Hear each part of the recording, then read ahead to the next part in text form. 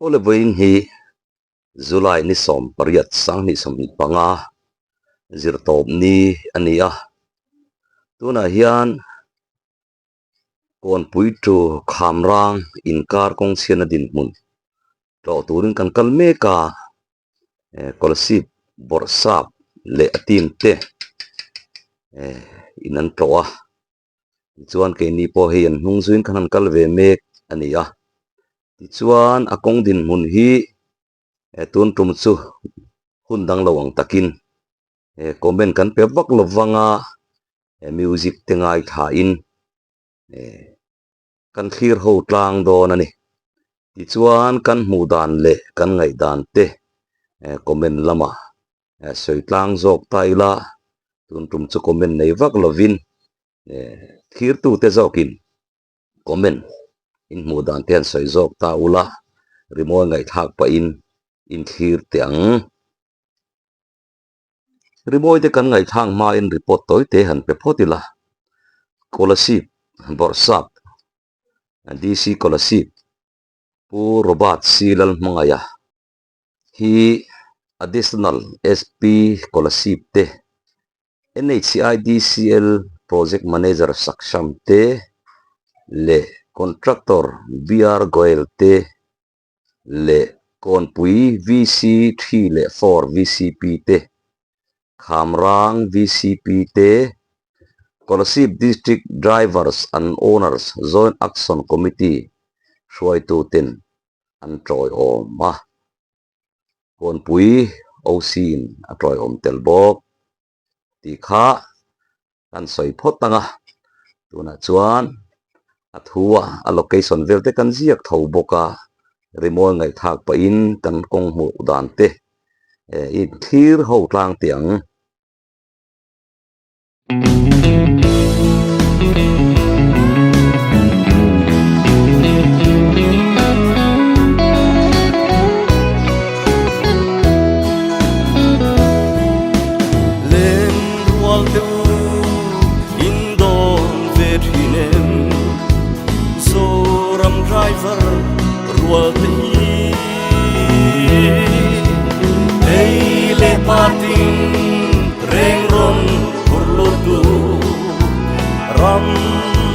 chuan chu hinge hi ya ru nang rem thi van khodaya san chi zayan ren lo ve urban siame ganzo ramta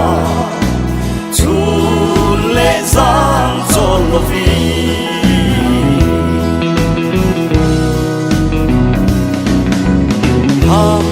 chen chia an zo ni tele kwang ru sur ka ra po sui lung hangin zam me ma se ki zayan rel ve ngai lo ya ru nan rem thi van khodaya Zion ren lo ve Uran siame ganzo ramta chun le zan chol lo vi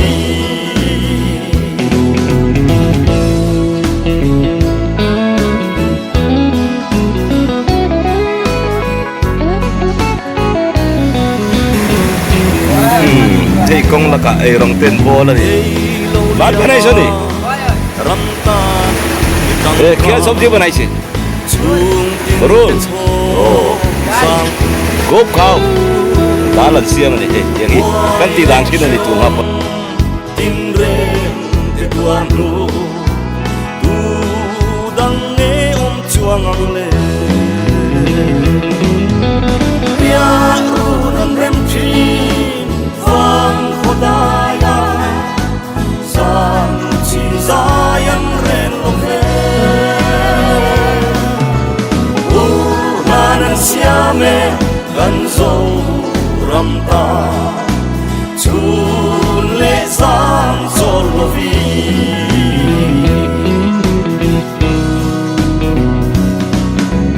mal tin som tu wanu kan nghen che so ram driver te tan hian lang tin wa tin an chuan na o ve in walim zelang che ya ru han ren chin vang hodaya sang chi zayan ren lo ve uran siame gan zo ram ta chun le sang chol lo vi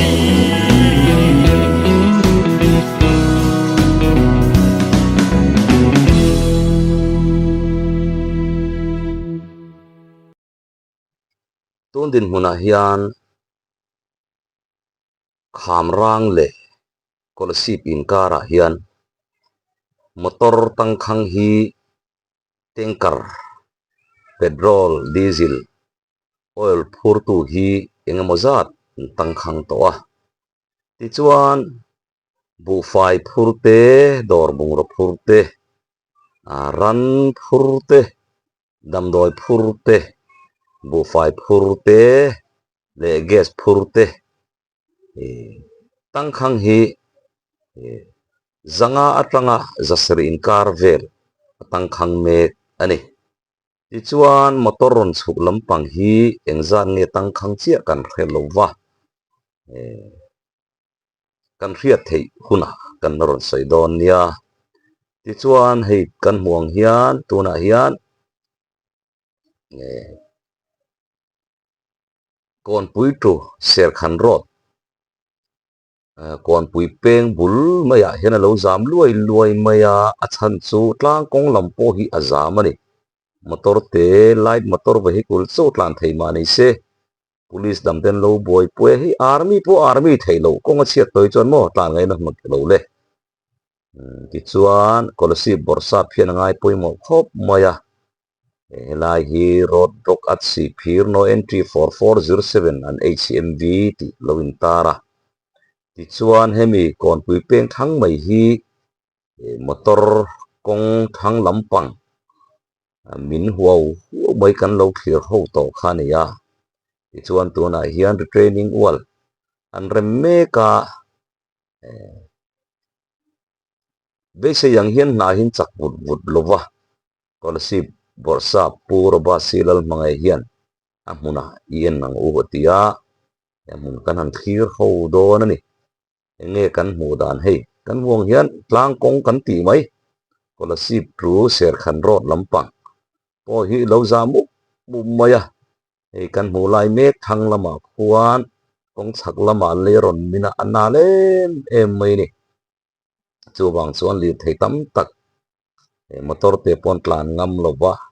ti chuan national highway lama kong seda wangin motor loading thu mai boxia azam lo thei lo wani helai kong po hi chuang chuan tlang kong lamani emo national highway lampang po ni se kan zamu mup ani bera zoram chak lak na kong pui ber mizoram lifeline chu heti hi adin mun mek ani a kan mong khuan helai tlang kong lam kan ti min po hu training walang ti chho me kan yela sang lo khop moya be se yela sang lo khop mai a troi om tu khamrang VCP purbat te kon pui VC wa fakate kon pui VC4 o VC3 zo kan yo me pubia kate ho te pon tela hian NHCIDCL lama project manager section te tela ti chuan kolasip district drivers and owners joint action committee huai tu tenan tro ombok ani tuna chuan kon pui tu sarang inkar kong din mun ari moi ngai thak pa in thir ho tlang le tiang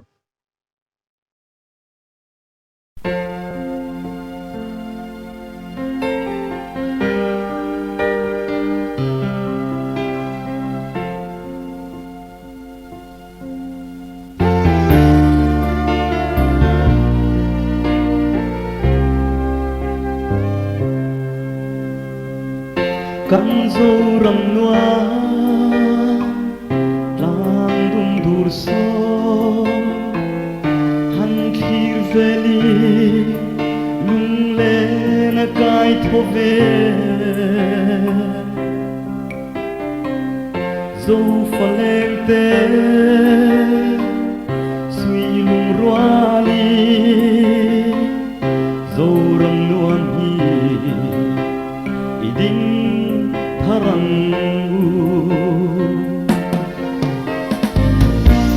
Amoi sia dâu pha leng te hay lai khaya lung rual ten kan ram tu mai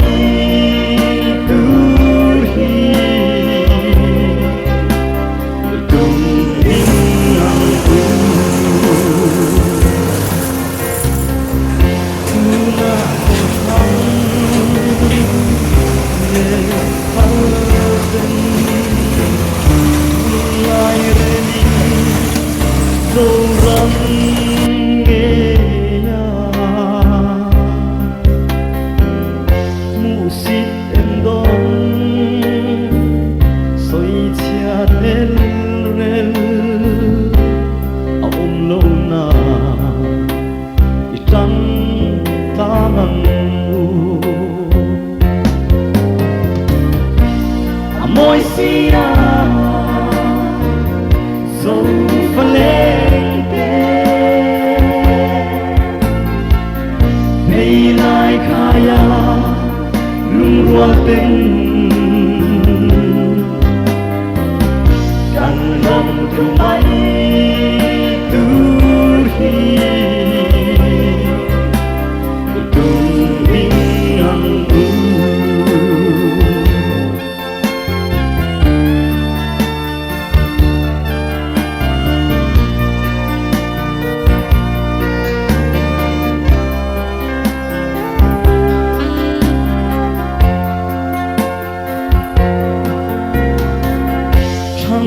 thar te ka som tu dâu răng din hun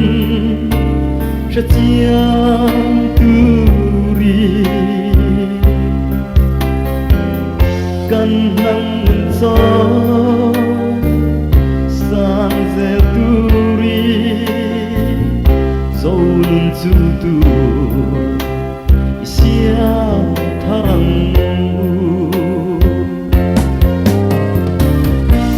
Amoi sia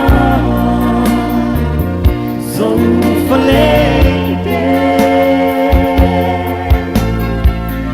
hay lai khaya lung rual ten kan ram tu mai tu hi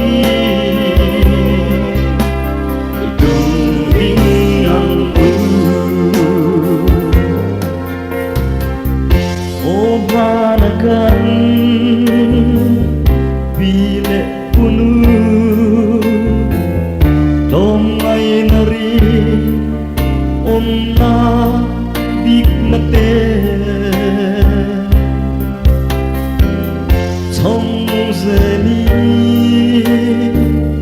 man angkha kan zorang lua Suang ya Amoi sia dâu pha leng te hay lai khaya lung rual ten kan rumai turhi tung ang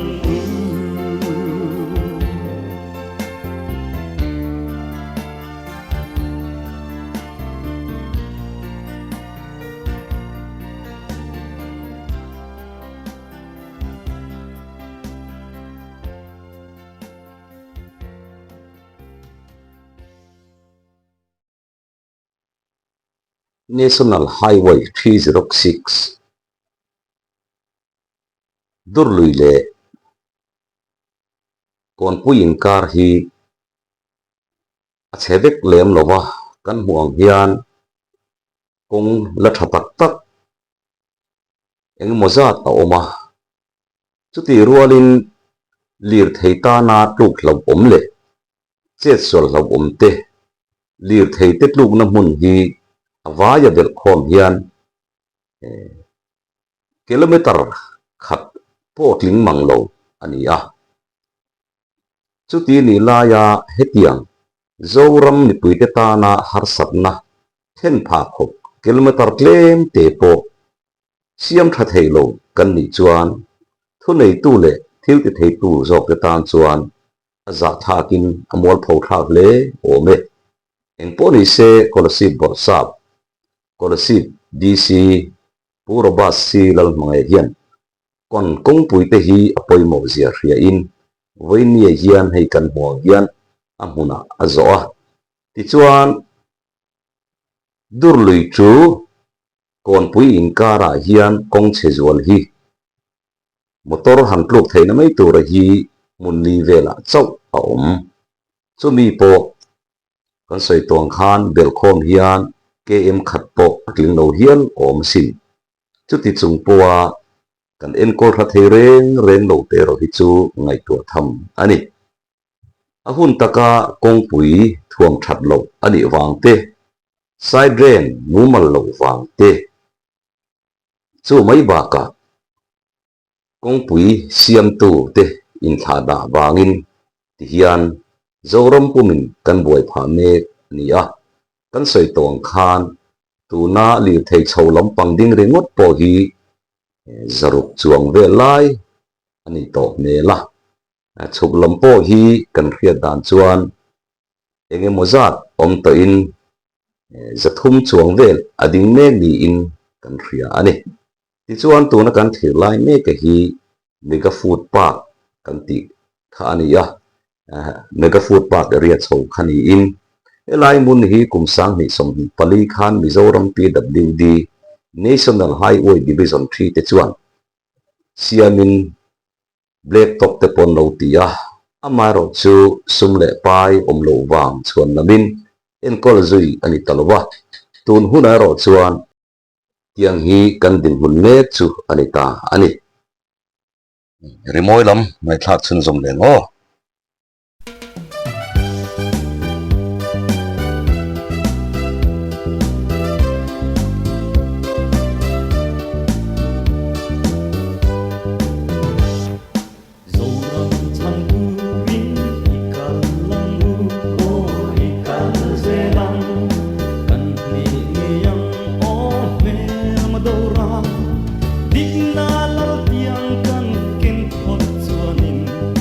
lal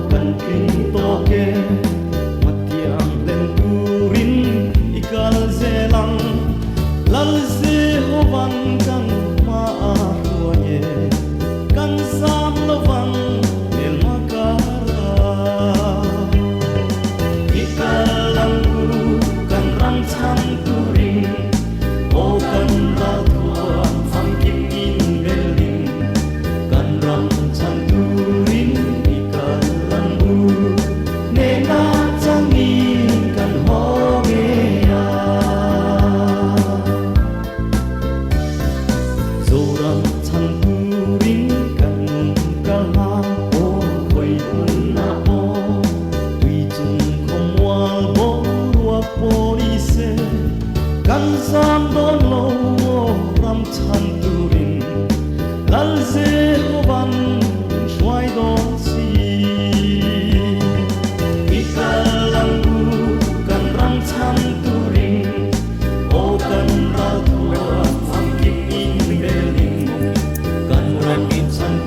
Layer below will be controlled and layer above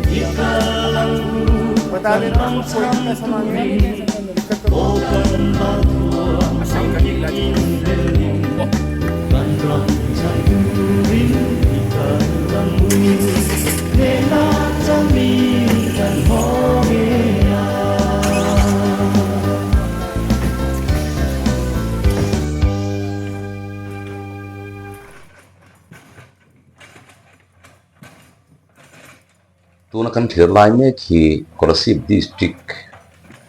chunga National Highway 306 kon puile durlui inkara kongchet thuina be ni in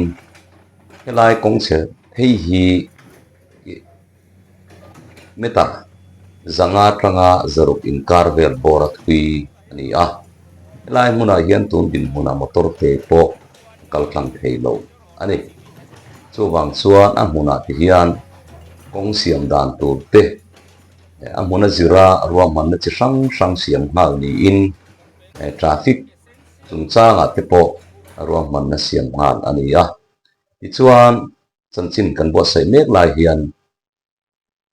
lil thei aizol lam atanga Kolasip lampan silchar lampan hi motor ruak hi chhuak masak ni sela chung zong zong te chho vek nuwa rithur silchar lamatanga aizo lampan hi chhole vek tura ruaman ani a ichuan heng li thei tang khang te hi tuna latang khang me ka te hi chhuakim vek an ni huna ero chuan ruaman na tharle ruaman na dangzo le thazo siam tura buat sai ani ti hi kan khiat thei chin chu ani a chuan helai kong hi hei kan muang hian heng motor te pickup 4x4 te po hi an tang me kani ti hian hei ake ma khai bu moya khongai thak khom mai voinia an soi tong khan komen lampang hakan ti wak lova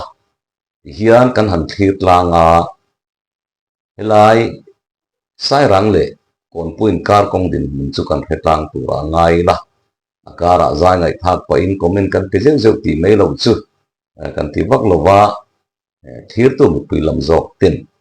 helai kong kan mu dan le kan du dan te tha kan ti dan te traffic chung changa emo motor tlan dan chung changa te rom man dan tu chung changa te rot ta ke nei kan nei ni chuan in thlung hau lovin soi tlang tai la chuan atu dan zirin thunei tu sang zok te ne na po kan lo chen ve thei tura ngai ila chuwang kong tha kan nei nge thei na ta na nei nge mai sa te ni lova kan nei thuai thei na ta na kan ring ru te le kan ngai tu na te seng tlang turin zoram ni pui zong zong te kan channel kal tlang hian kanin nge nin kanin som ani kan thlir ho ta kang khan vo in July ni som poriat sang ni le som ni panga hian kham rang le kon pui in kara hian na thok labor company lam mi hi mu tur anam lova kan mu ta kang khan kham rang bula excavator pakhatin kong alo siam ti mai lo chu kong thuam thatura mala labor emo hol dang emo kan mu lo hian kan muang hian kon pui tangin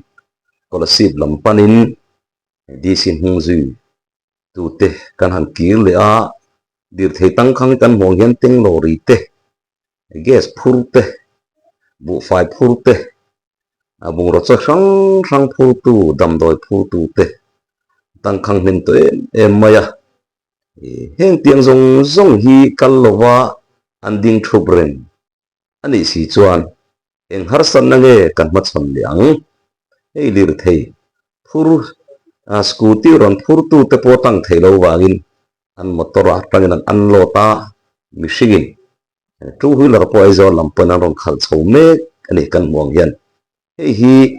kan kong pui din mun Mizoram lifeline kan ti fo thin Mizoram chak lak na kong pui berdin hum chu ani me ani hi eng tiangin nge kong pui tha kan nei thoi theyanga eng tiangin nge dir thei tan dan tu te kan ruam manang eng tiangin nge kan ram kan nam tan ke kan pen chuanga eng tianga malak chi niang ti chu kumen lama kan soi tong khan rop na te inthen hre lo tlangina thawme tun din muna hian tun moi thu kan don danin kong pui chiat awang tho hian kolasip le bil khor thir in kar reng te tlang sang bulvela lir thei tang khang motor zani ven lai a ni in thu kan donga ti chuan lir thei tam tak chu an tlan ngam lo wangin kolasip reng te kon atangin bu chang rota 0 point a chukla in bu chang rota bil kho thir kho daya ron chok le turin lir thei te hi enge moza chu an tlan mek ni in kan ria a ti chuan chu mai ba ka a him zok na ta na one way angin kolasip reng te tlang sang hi kalpui me kani ti thu nei tu me na tangin kan dong bok ani e kan huang hian lir thei kong pui chiat na wang lir thei kan tang khang hi atam hle moya tuna kan thir lai me khi bol pui kho chung bol pui baga an ti mai hotel lom na mun kha ni ya eng la kheng hian lir thei hi ading thapu to mai ni ta thing dol lam nei coffee kuan thengin lir thei te hi an ding to ne chu wangin tunang a kan kong pui te hi om chho renga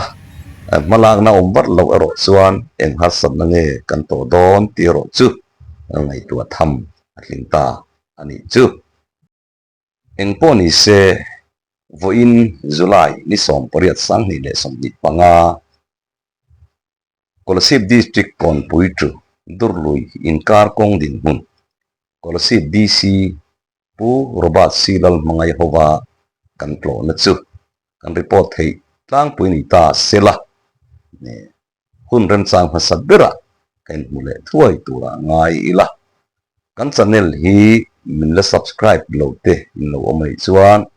khongaya min lo subscribe sak tur le like le comment te link share te a min lo pui chun zom le zel turin in du sakna kan han nge non le ani le ti zong kha ni sela in zawain mang tha